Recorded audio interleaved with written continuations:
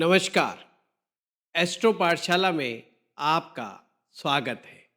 मित्रों, आज का वीडियो है केतु खाना नंबर 7। आइए आपसे बात करेंगे इस विषय पर कि यदि जन्म पत्रिका में केतु हाउस नंबर 7 में हो तो उसका फलादेश क्या कहते हैं। ये वीडियो जो है लाल किताब के अनुसार है। लाल किताब ज्योतिष हम लोग पढ़ाते भी हैं, लाल किताब ज्योतिष हम बताते भी हैं। आइए लाल किताब इसके ऊपर क्या कहती है, पहले इसे समझने का प्रयास करें कि यदि किसी व्यक्ति की जन्म पत्रिका में केतु ग्रह 7वें भाव में बैठा हुआ है तो उसका फलादेश कैसे होता है। लाल किताब दो तरह से बात करती है। पहली स्थिति ये, यदि आपका केतु अच्छा है या केतु बुरा है, एक चीज का डिसाइड करना पड़ेगा। अगर आपकी कुंडली में केतु अच्छा बना हुआ है तो फलादेश दूसरी तरह से होगा। अगर केतु खराब है तो फलादेश दूसरी तरह से होगा। पहले देखते हैं केतु कहता क्या है। गडरिये का पालतू कुत्ता, बच्चों का साथी, शेर का मुकाबला करने वाला कुत्ता। गडरिये का पालतू कुत्ता, आपने पुराने समय में देखा होगा, जो गडरिये चरवाहे होते थे अपने पशुओं की रखवाली के लिए एक कुत्ता रखते थे। कुछ लोग एक रखते हैं, कुछ दो रखते हैं, कुछ दो से ज्यादा भी रखते थे। एक्चुअली में कुत्ते का संबंध लाल किताब के अनुसार केतु से कहा गया है। केतु यानी कि कुत्ते के साथ उसका संबंध बताया गया है आपका पहरेदार, आपका रक्षक, आपकी रक्षा करने वाला। ये घर के बाहर बैठा हुआ कुत्ता भी पहरेदार की तरह होता है। ऐसे ही गडरिये का कुत्ता जो होता है वो पालतू जानवरों की भी रक्षा करता है।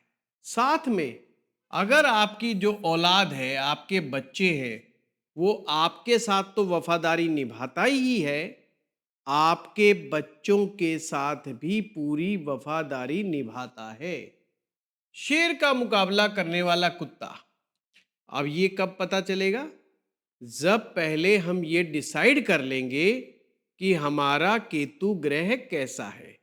अगर केतु आपका शुभ है तो जो आपका पालतू कुत्ता है उसमें इतनी शक्ति आ जाएगी जितना कि शेर, यानी कि शेर से मुकाबला करने की ताकत वह कुत्ता रखेगा। वो डरने वाला कुत्ता नहीं होगा कि केवल शेर को देख के डर के भाग गया और आपको शेर मार डाले, ऐसा नहीं होगा। सब कुछ के होते जो रोता रहेगा तो ये नस्ल तेरी को जाहिर करेगा। अब सप्तम भाव में जिसके केतु बैठा हो उसे चाह करके भी, खास करके सब कुछ होते हुए रोना नहीं है। और सब कुछ तो हर एक के पास, क्या किसी किसी के पास होता है, विरले होते हैं बहुत। कहने का मतलब ये है कि आपको अपने दुख दर्द सब जगह जा जा करके नहीं बोलना। कुछ लोग हमेशा किलसते रहते हैं, मेरे पास ये नहीं है, मेरे पास नौकरी नहीं है, मेरे पास रोजगार नहीं है, मेरा व्यापार मंदा है, मेरे पास ये परेशानी, मेरे पास वो परेशानी। जब भी उन लोगों से बात करो हमेशा अपना दुख का रोना रोते रहते हैं। कभी धन की कमी बताते हैं, कभी किसी चीज की कमी बताते, जीवन में कई प्रकार से कमियां बताते। अगर हम इस प्रकार से अपने दुख दर्द सबको कहते फिरते हैं तो भी केतु ग्रह का नेगेटिव इम्पैक्ट हमें मिलेगा। और सप्तम भाव जो होता है, ये हमें ध्यान रखने वाली बात है, ये हमारा विवाह का भाव होता है। हमारा विवाह है, हमारी पार्टनरशिप है, हमारी डे टू डे इनकम है, वो भी हमारी 7th हाउस से देखी जाती है। अब ऐसे में जिनका भी सप्तम भाव में केतु बैठा रहेगा, अगर वो इन चीजों का पालना नहीं करेंगे तो ध्यान रखिएगा, दिक्कत आएगी। मैंने दो बातें बताई अभी तक। पहला कि केतु सप्तम भाव में अगर अच्छा होगा तो निश्चित रूप से वो आपकी रक्षा करेगा, आपके सामान की, आपके घर की, आपकी और आपकी औलाद की हमेशा रक्षा करता रहेगा। तो इस प्रकार से ये केतु आपके लिए बहुत लाभकारी हो सकता है। पर आइए अब इस पर भी बात कर लेते हैं कि केतु सप्तम भाव के अंदर कैसे माने कि अच्छा रिजल्ट देगा। अगर आपकी जन्म पत्री में 3 ग्रह है, बुध, शुक्र और गुरु, ये खाना नंबर 7 केतु के लिए विशेष रूप से सूत्र है। अगर आपकी कुछ जन्म पत्रिका में बुध ठीक बैठा हुआ है, यानी वेल प्लेस्ड है, वो कमजोर नहीं है, बुध मंदा नहीं है। मंदे बुध की आपको बहुत सारी पहचान हमने अपने वीडियो में बताई हुई है। अगर अगर आपको नहीं समझ में आया तो आप बुध ग्रह का लाल किताब का वीडियो हमारा जरूर देखिए, उसमें हमने सारा बताया हुआ है। बुध ग्रह कैसे मंदा होता है, मंदे बुध के क्या लक्षण होते हैं और इसको ठीक कैसे किया जाए, यहीं पर सारा सूत्र छिपा हुआ है। मंदा बुध हमारी कम्युनिकेशन स्किल्स में, हमारी व्यापारिक स्किल्स में परेशानियां पैदा करता है और बहुत तरह की दिक्कतें पैदा करता है। अगर आपका बुध अच्छा है तो निश्चित रूप से ये केतु को अच्छा बनाने का काम करेगा। शुक्र अच्छा है तो आपको घर गृहस्थी का पूरा आनंद देगा। घर गृहस्थी में किसी भी प्रकार की समस्या, प्रॉब्लम ये नहीं आने देगा। और अगर आपका गुरु बहुत अच्छा हो जाए, अगर ये 3 ग्रह आपके बहुत अच्छे हो गए, बहुत अच्छे का मतलब ये नहीं कि ये उच्च के हों, मतलब ठीक ठाक हो, खराब ना हो, रद्दी ना हो, कमजोर ना हो किसी भी तरीके से। अगर ये कमजोर नहीं है तो आपके कुंडली में सप्तम भाव में बैठा हुआ केतु बहुत अच्छा है और बहुत अच्छा होने से इसके कई अच्छे परिणाम मिलेंगे। इन लोगों के जो गुप्त शत्रु होते हैं, वो गुप्त शत्रु इनका कुछ भी नहीं बिगाड़ पाते। हाँ, इनके दिमाग में बिना मतलब के हवाई किले बनते रहते हैं। आप इसे एक लाइन में कह सकते हो, ओवर थिंकिंग। देखो, लाल किताब की जो भाषा होती है बड़ी अटपटी होती है और बहुत गहराई में जाकर के उसको समझना पड़ता है। मैं आपको एक आसान भाषा में बताने का प्रयास करता हूँ।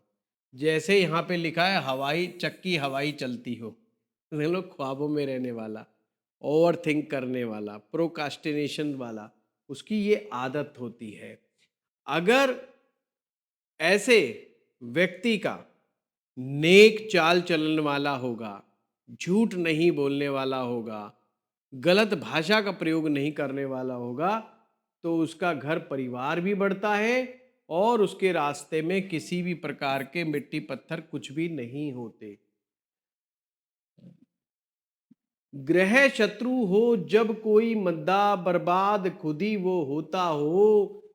केतु चक्कर जब तख्त का करता, तख्त का मतलब जब भी आए तो ये समझ लेना पहले भाव की बात कर रहा है। चक्कर यानी कि वर्षफल के अंदर केतु चक्कर जब तख्त का करता, लेख मंदा सब उम्दा हो। लेख मंदा सब उम्दा हो का मतलब सब अच्छा होना शुरू कर देता है। जबान मद्दा, बुध झूठा वायदा। जबान मद्दी नहीं होनी चाहिए। मद्दी का मतलब होता है झूठ झाट ना बोले, किसी को अपशब्द ना कहें, ऊट पटांग बातें ना करें। अगर ये सब करेंगे तो जहमत और बीमारी देता है, बदनामी भी देता है, बीमारी भी देता है। शुक्र गृहस्थी आग में जलता हो और मैरिज लाइफ भी अच्छी नहीं होती। इस तरह से आप इसको समझ सकते हैं। चलो आओ, अगर ये आपने समझा कि बुध ग्रह है, शुक्र ग्रह है और गुरु ग्रह अगर ये तीनों अच्छे हैं तो समझो आपका केतु नेक है। और केतु नेक के क्या हालात होंगे?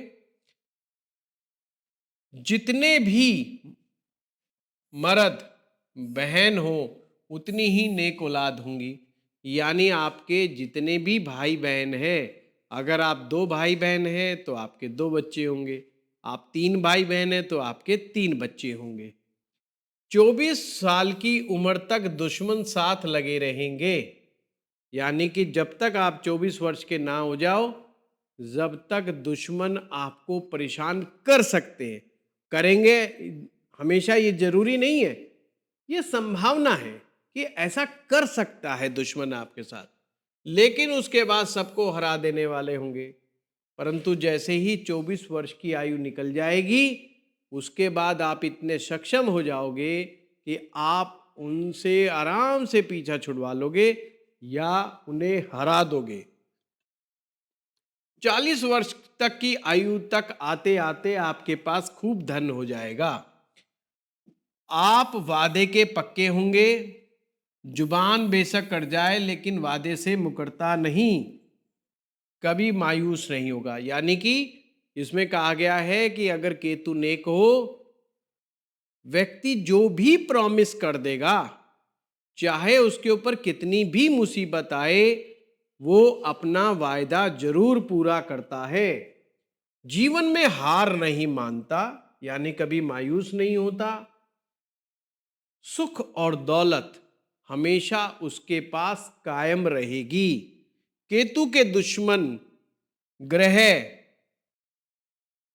जब भी केतु का जो दुश्मन है, केतु के दुश्मन शुभ हो तो नेक फल मिलेंगे। अब आगे बढ़ते हैं। अगर केतु मंदा हुआ, केतु मंदा होने का मतलब ही हो गया बुध, शुक्र और गुरु, ये खराब है। या एक सूत्र रट्टा मार लो, ये मैं सभी को बताता हूं। गुरु अच्छा तो केतु अच्छा, केतु अच्छा तो गुरु अच्छा। गुरु का अच्छा होना बहुत जरूरी है। अगर गुरु ग्रह किसी भी कारण से कुंडली में खराब हो जाता है तो केतु भी अच्छा परिणाम नहीं दे पाएगा। अब गुरु कैसे मंदा होता है, इसके लिए हमने कई वीडियो बना रखी हैं। आप हमारे चैनल के अंदर जाएं, पीछे जाएं और उसमें देखें कि गुरु ग्रह कैसे मंदा होता है। तो पूरी डिटेलिंग दी गई है और बहुत प्यारी टेक्निक सिखाई हुई है गुरु ग्रह पर। जातक को 40 वर्ष के बाद तक भी दुश्मन तंग करते रहेंगे, मतलब पीछा नहीं छोड़ने वाले दुश्मन। जब शुभ था तो 24 वर्ष तक ही प्रॉब्लम पैदा कर सकते हैं, परंतु मध्य होने पर तो ये 40 वर्ष के बाद भी तंग करेंगे। बुध से संबंधित चीजों से कारोबार करने से परहेज करना चाहिए, वरना धोखा देगा।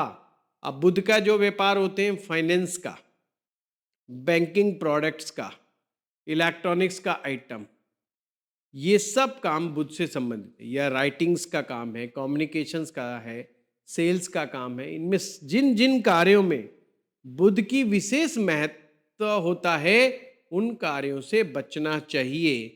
सीधे साधे काम कर सकते हैं। केतु जब झूठ का सहारा लेता है, जुबान मद्दा हो, झूठा वादा हो, तो मिट्टी पत्थर का कोई हो, बतलाओ तो लिसल मंदा होगा। यानी क्या कहता है, केतु जब भी झूठ का सहारा लेगा, जुबान मद्दी हो जाएगी, वादा झूठा हो जाएगा और जीवन में हर तरफ से मंदा ही पना आएगा, बीमारी लग जाएगी और घर जो बनाओगे वो घर भी बार बार टूटता रहेगा, उसमें भी प्रॉब्लम आएगी। तो ये इस प्रकार से आपको लक्षण है। अगर गलती से भी ऐसा व्यक्ति शराब कबाब का आदी हो जाएगा तो पूरी तरह से बर्बाद होगा। जीवन में उसके बाधाएं संकट बहुत ज्यादा आने लगेंगे। इसके उपाय क्या करने चाहिए? उपाय पहला तो कि बुध का से रिलेटेड व्यापार ना करे।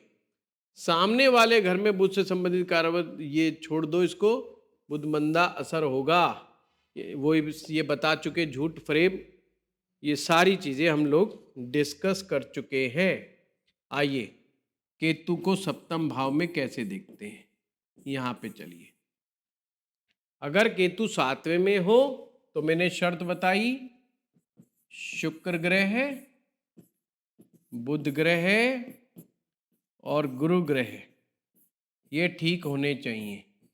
अगर ये तीनों ठीक है तो सप्तम भाव का केतु आपको फायदा देगा, नहीं तो घर गृहस्थी में दिक्कत, व्यापार में दिक्कत, बीमारियां देगा, शत्रु बाधा देगा, मुकदमेबाजी देगा। Ketu shows the mistakes in the marriage. अक्सर जिनका केतु सप्तम भाव में होता है उनको एक बार बार शादी के बाद यह एहसास होता है कि हमसे बहुत बड़ी गलती हो गई, या हमारे साथ धोखा हो गया, हमारे साथ चीटिंग हो गई, हमें लड़की के बारे में वो सब बातें नहीं बताई गई जो बताई जानी चाहिए थी, या वाइस वर्सा। अगर आप लड़की वाले हो तो आपको ऐसा लगेगा कि लड़के वालों ने हमारे साथ चीटिंग कर ली। तो जिनके साथ सप्तम भाव में केतु होता है उनके विवाह में भी धोखा हो सकता है। विवाह करते समय सावधानी से, बेटर तरीका यही रहेगा आप इन तीन ग्रहों के उपाय करें। शुक्र का उपाय करें, बुध का उपाय करें और गुरु का उपाय करें, तो आपके सप्तम भाव के केतु नेगेटिव होने के चांस कम है। अब जो लोग लाल किताब को नहीं समझ पाते वो अक्सर सीधा उठाते हैं और केतु का इलाज करना शुरू कर देते हैं कि जी कुत्ते को रोटी दो, 2 रंग का कंबल दान कर दो, चांदी का चकोर टुकड़ा जल प्रवाह कर दो, इस तरह के उपाय बताने शुरू कर देते हैं। परंतु डायरेक्ट आपको ग्रह का उपाय करने से कोई रिलीफ नहीं मिलता। जिन ग्रहों के कारण वह ग्रह मंदा असर हो दे रहा है, अगर आप उन ग्रहों के मंदे असर को दूर करते हो तो वह ग्रह अपने आप ही ठीक हो जाएगा। ध्यान रहे, लाल किताब में मैक्सिमम लोग ग्रह की प्लेसमेंट के अनुसार रेमेडी बताना शुरू कर देते हैं, वह गलती हो सकती है। बल्कि यहां पर लाल किताब में ग्रह अपने कारण नहीं, अन्य ग्रहों के कारण कमजोर स्थितियों में हो जाता है।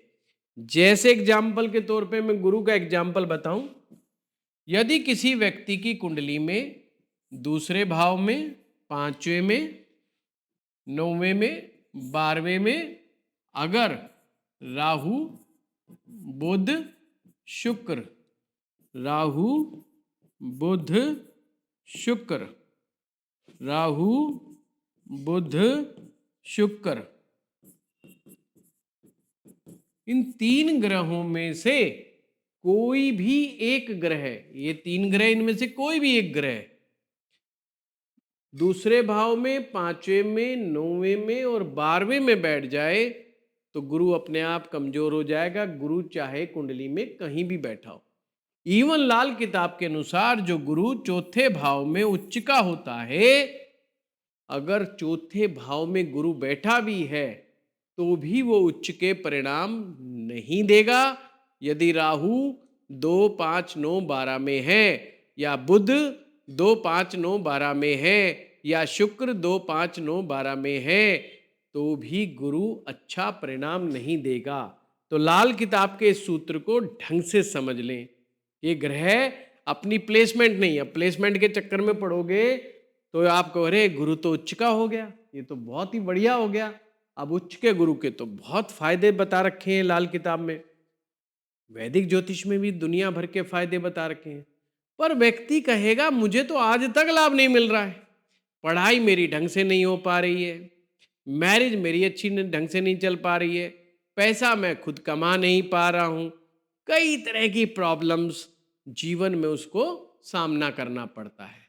तो मित्रों, ये था केतु सप्तम भाव। इन ग्रहों के उपाय करो, आपको रिलीफ मिलेगा। ये वीडियो आपको कैसा लगा कमेंट बॉक्स में लिख के ज़रूर बताएं और हमारे चैनल को सब्सक्राइब करें। धन्यवाद।